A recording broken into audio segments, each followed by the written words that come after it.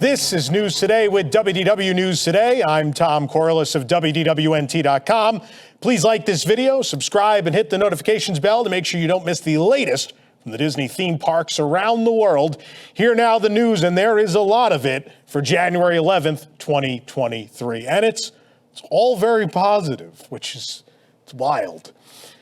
Confirming what we shared here at WDWNT back in November, Disney has announced that the TRON Lightcycle run presented by Enterprise will indeed open at the Magic Kingdom during the first week of April, on April 4th, 2023, to be exact.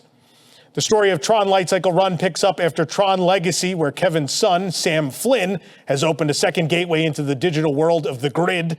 The first portal was built at Shanghai Disneyland with the original TRON Lightcycle Power Run, which opened with the park in 2016. When guests enter the queue at Magic Kingdom, they'll feel as if they've been digitized and transported to the grid for a special Lightcycle race. It's your Team Blue against the grid's menacing programs, Team Orange. Your goal is to be the first to race through 8 energy gates and secure victory. Attraction will be one of the fastest roller coasters at any Disney theme park in the world. Before the attraction officially opens, cast members will be the first to enter the grid during special previews. Annual pass holders and eligible Disney Vacation Club members will receive previews as well. More details will be shared on those at a later date. Do keep in mind, though, very important, no more Magic Kingdom park passes are available for annual pass holders now on April 4th. I mean, certainly more could become available, but it is currently grayed out, meaning it's completely booked for Increda and Sorcerer pass holders. Those are the only pass holders that can get in that week, as it's a blockout week for the Pirate and Pixie Dust passes. April 4th will also be the day after Happily Ever After returns to the Magic Kingdom. Passes are still available for April 3rd at this time. I guess I spoiled the next story because fan favorite nighttime spectacular Happily Ever After returns in an updated form to the Magic Kingdom on April 3rd, featuring all new projections down Main Street, USA. Disney Enchantment will be offered through April 2nd. Disney Enchantment replaced Happily Ever After on October 1st, 2021 for the 50th anniversary. Of course, many guests expressed disappointment in the new show, mostly because it didn't celebrate the 50th, and then some people just didn't think it was as good as Happily Ever After was. Eventually, the original version of the show, Enchantment, was replaced with the updated version, which does include some nods to Walt and Roy. Nonetheless, people are still pretty lukewarm on the show overall, and the decision has still been made at this point to bring back an updated, if you want to say new version, of Happily Ever After in the spring. Of course, Happily first debuted back in 2017 at the Magic Kingdom. It replaced Wishes, which for some people was very controversial. That was another beloved fireworks show. Happily did build its own fan base that was just as strong, if not stronger, than Wishes regardless. I know there are a few Disney Enchantment fans out there, but I don't think that fandom quite rivals the size of the Wishes or the Happily Ever After group. So there you go, Happily Ever After, new and improved, hopefully improved, knock on wood, coming April 3rd. Also on April 3rd, who could have seen this coming? EPCOT Forever will be back after Harmonious ends and it'll bridge the gap between that show and the new Disney 100 show that will launch later this year at EPCOT. The infamous Harmonious Barges will also be removed before the new show is ready. That has been confirmed by Disney. So I know we have been talking about that for months on here already, and so many of you commented and said, Tom, I just don't believe you. I can't believe they're going to throw these barges out. It is now confirmed. You can now fully believe it. I know it seemed too good to be true, and you didn't want to believe that things could be this different under new management and in the Walt Disney Company, but apparently they can be. Things, don't worry, he can't hurt us anymore. He's long gone. But yeah, the Harmonious Barges will be gone. Of course, some people like the Harmonious show. Some people don't. I don't think it was as disliked as Enchantment was. But nonetheless, I think everyone agreed that the fountains, they were supposed to be fountains during the day. The barges never worked out during the day. They just looked really bad. And so I think everyone agrees that it's for the best that those things get on out of here and we return World Showcase Lagoon to its former state. Can the good news continue? It sure can. Walt Disney World has walked back their parking fees at resort hotels. No more. Guests with valid reservations will now receive free self-parking effective immediately. Self-parking was free at the Walt Disney World Resort Hotel. This sounds almost like a joke. From 1971 until 2018. It's true, though. One of the perks of staying at an on-site hotel was that theme park self-parking was included. It still is, of course, but then they started charging for parking at your hotel. The policy was enacted on March 21st, 2018, requiring guests to pay for overnight parking per night at all of the Disney-owned resort hotels at Walt Disney World Resort. Again, theme park parking remained complimentary. Disney Vacation Club members, guests staying on points, did not have to pay for parking, and guests were charged initially between $13 and $24 a night. In June of 2019, they raised that to $15 a night at value resorts, $20 at moderates, $25 at deluxe and deluxe villa resorts, and guests at Fort Wilderness Resort and Campground did receive complimentary parking for one vehicle. This, I know it's such a bigger deal to people probably. TRON opening and fireworks shows coming back and all these other things. This, to me, is the thing. This is the thing that led to the downfall of Bob Chapek. And I know he went on to make bigger and grander and more spectacular, idiotic mistakes in his time. This was the moment where I think we had already sort of seen the writing on the wall and didn't really like the guy to that point or the decisions he was making. When they kicked in the overnight parking was when we were like, okay, this is getting out of hand now. And I think that was when, for a lot of the public, they started to catch on too. And I think that was sort of the beginning of creating that character. And it wasn't really character. I mean, enough stories have come out at this point. We know a lot about the guy. But it began to create that character for the public, and he started to become known as that kind of guy. And the company and the parks division specifically began to get that,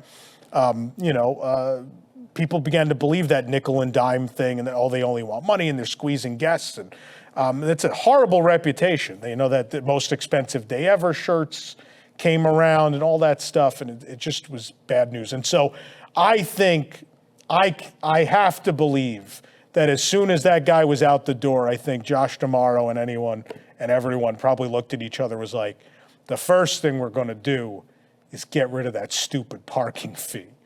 And I think this was a big olive branch. This was we know things got rough for a while.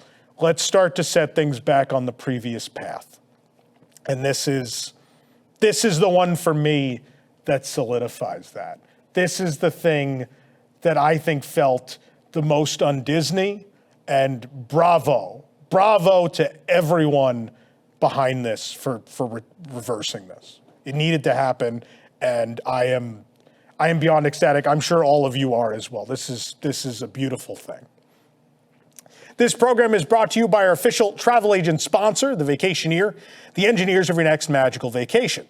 Sit back and let their team of vacation planning experts craft your family's next magical Disney trip. The best part is their services are free. Visit www.nt.travel for details. They'll be happy to book your hotel where you don't have to pay for parking. Wild. I don't know. We got more, folks. Walt Disney World annual pass holders will soon be able to visit the parks after 2 p.m. on afternoons without a reservation. Quote, beginning in the next few months, Walt Disney World annual pass holders will be able to visit the theme parks after 2 p.m. without needing a park reservation, except on Saturdays and Sundays at Magic Kingdom Park. Past blockout dates will continue to apply like they do today, and while the theme park reservation system remains important to manage attendance in our parks, especially on busier days, we realize our pass holders enjoy more spontaneous visits, and this change will make that possible. Pass holders will also receive access to Disney Photo Pass lenses and one complimentary Cinderella Castle Mural of Memories experience. I don't know, it's nice, it's something. I don't know. It's not what I want, but it's something they're giving us, right? They will share a start date with pass holders soon for these offerings when they become available, as well as information about a new offering that is planned where you can create and share short Disney-themed video slideshows with favorite photos from your theme park visits. Again, another olive branch, this time to the pass holders, right, who maybe don't stay on property, and that parking fee thing doesn't mean anything to them. This is nice. It's a nice thing to do. And we're talking about Josh D'Amaro. Josh D'Amaro gave an interview with the New York Times, which was published moments after all these announcements went out, these changes. which included bringing back the free parking and easing reservation requirements. A lot of them at Disneyland, too. Talk about those on Disneyland News Today this week, all well received by fans. Some applauded the changes as a result of the return of CEO Bob Iger, who took over when Chapek was fired in November, but DeMauro was quick to disagree and take a little credit for his decisions. Quote, "This is not necessarily about a change in leadership," DeMauro said. "I have a lot of face-to-face conversations with guests when I'm walking the parks, and I read a lot of their comments online." Quote, "If you move a tree, if you change a procedure, if you start asking for reservations, that's a big deal to our guests," he added. "They care. They really, really care. And if people care that much, then I have an obligation to listen and, when appropriate, to make some changes and modifications."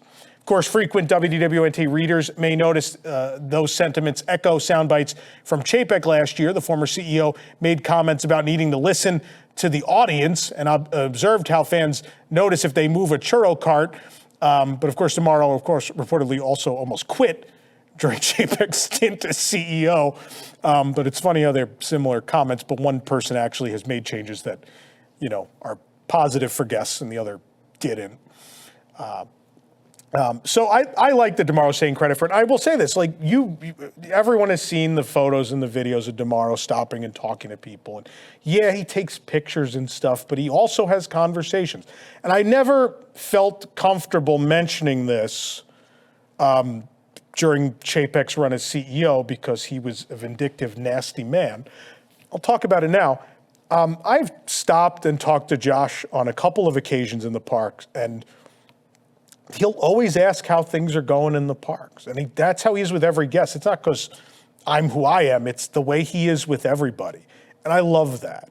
And I understand as someone who lives, eats, and breathes this thing, and I am in parks most of the year, whether it's here, California, wherever, when you do it this much for a living, that the only way to understand how a park operates and what guests like and what they don't is to be there and kind of hear them say it, right? And that's the moment I ran into Josh once. He didn't have a handler. He was just walking through Fantasyland at the Magic Kingdom. We just bumped into each other in the middle of Fantasyland and just had a conversation. I was like, that guy does not need to be just walking around. No, predecessors of his, people below him, do not do this. They're supposed to, they should, but they don't. They don't just go check in and walk around and see what's going on and talk to people. And that's when I started to have a good feeling about this guy. That was the moment where I was like, there wasn't a planned thing. He wasn't out there to show off. He was just out doing his job. And so these reversals in procedures, these changes, and everything else we've seen from D23 Expo to now that he's had the job for a little while and the CEO has changed, we are moving in the right direction. And I know there's still some things where some of us feel we're kind of not, right? So in the interview, he does go on to talk about the Genie product. Quote, "We believe in the Genie product, which has been incredibly popular, but we're going to continue to look at ways to add more value," said DeMauro. Of course, past earnings calls have revealed that approximately 50% of Disney World guests purchased Genie Plus, which includes those lightning lanes. I don't think we're ever going back on paid Fast Pass. I just think we aren't. The whole industry and the whole world has accepted that. Even Tokyo's doing it. I think that has gone too far over the ledge at this point. We're just going to have to live with that one, right? That being said, if there's a standby line also offered, you have an option. It's a thing. I know. Maybe everything isn't going to go back to the way it was before, but things can certainly be better. And so I want to be fair and say, yes, there was a comment that's very clear that it's clear park reservations probably aren't going away. They're going to ease up on them a little bit. It's also clear that paid Fast Pass not going away either. So let us know in the comments, do those things need to go away for you, or if all these other things change and more changes of that nature come about, will it restore some of your faith? Will you be happy to spend your money with Disney again? Let us know in the comments. I'd love to hear what people think that aren't me. The 2023 EPCOT International Festival of the Arts kicks off on Friday, January 13th. We, of course, will be there. The boards displaying the full menus with prices are now in place around the park. You can read them all with their prices at WDWNT.com. Check them out ahead of time. Get ready. We, of course, will have reviews of all the new items and those returning beginning on Friday in a video here on the channel and in posts on the website. Sticking with the festival, Disney announced new Figment magic shots and other photo ops coming to the festival beginning Friday and going through February 20th. You can find these magic shots at the following locations. There's Figment wings at most Disney Photo Pass locations at Epcot, the Figment chalk art at the main entrance to the park and near the entrance to World Showcase under the monorail beam. Figment flying is at most Photo Pass locations at Epcot. The Tiny World Magic Shot Festival of the Arts Edition is a 360-degree shot near the main entrance of the park, now available both during the day and after dark. It's getting a bright splash of color during the festival. There's also a paintbrush prop and magic shot, and after 6 p.m. at the main entrance of the park, a photographer can offer you a special prop that creates a beautiful light painting magic shot when your photo appears in your gallery. I like that one. It's pretty cool. The Pixel Stick is when the sun goes down, the famous Pixel Stick will emerge. This has been a festival highlight since the first year. You can bask in the glow of the light while a photographer creates a painting around you. Every photo taken through this method is a completely unique work of art. It's available near the Creation Shop on the pathway to World Showcase. These photo ops are in addition to the step-in photo ops inspired by famous artworks that have been featured annually at the event. Disneyland Paris has announced the return of the Disney Dreams Nighttime Spectacular. It's part of the 30th anniversary grand finale celebration. If you thought the big news was over, man, we're just getting to Europe. The show will return on April 12th. Crack myself up. Show will return on April 12th for nightly performances at Disneyland Paris, following Disney Delight, the drone show. No end date for the show has been announced, but the 30th anniversary offerings will end officially on September 30th. It's unknown if Disney Dreams is included with those closures. Of course, Disney Dreams received one of the highest satisfaction ratings since the opening of the resort in 1992. It launched in 2012 as part of the resort's 20th anniversary, using what was then groundbreaking technology, including the second star laser installed inside the castle. It was replaced by Disney Illuminations in 2017, and I can hear people at home booing as I say the name of that show. The 2023 version of Disney Dreams will see the rooftops of Sleeping Beauty Castle decked out with LED technology that lights up in sync with the show's soundtrack. An additional upgrade to the show's technical equipment includes the installation of energy-efficient laser video projectors, which will make it possible to reduce energy use by 50%. I know the show's already very long. I'm going to stop again. This is the thing. This is one of those Disney park things I missed, and I have been praying and hoping would come back and I'd ever get to see it. I am absolutely going to have to get out there next summer to see this. Everyone says it's one of the best nighttime shows they've ever seen. It's fantastic. I absolutely am coming to see this. I have to. It's a Disney bucket list item for me. Very excited. Continuing with the grand finale news, a new Avengers Power the Night drone show, and projection show for that matter, is coming to Walt Disney Studios Paris. The Studios Park will host the show from January 28th through May 8th of 2023. It'll be the first nighttime drone show dedicated to the Marvel superheroes in a Disney park. That's very specific, though. Featuring music, lights, pyrotechnic effects, and video projections, Avengers Power the Night will use 500 drones to form icons representing the powers of iconic superheroes, including Captain America, Captain Marvel, Scarlet Witch, and for the first time at Disneyland Paris, Shang-Chi. An Avengers drone show, of course, was performed during the grand opening weekend for Avengers Campus. The new show will perform similar effects with the drones, but also involve projections onto the Tower of Terror. It'll feature some of the most iconic Marvel scores that have been specially reorchestrated with a symphony orchestra composed of more than 70 musicians at the famous Abbey Road Studios in London. The laser projections that will be used are energy efficient as part of the initiative to reduce energy consumption at the parks. Keep mentioning that. That's in every press release. That's very important at Disneyland Paris and to the French audience. That's why it keeps getting said.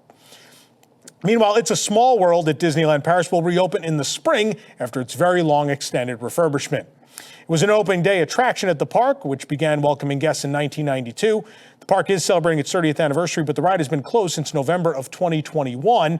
It was expected to reopen in November of 2022, but the refurbishment was extended. This does keep happening where they keep refurbishing these older rides at Disneyland Paris, and so many years of neglect from the years where they weren't doing so well. It turns out once you get in there, things are a little rougher than you thought. I think Pirates, Phantom Manor, Big Thunder, I think all of those got extended. Correct me if I'm wrong. But those all ended up longer than they originally were going to be. So this is not shocking.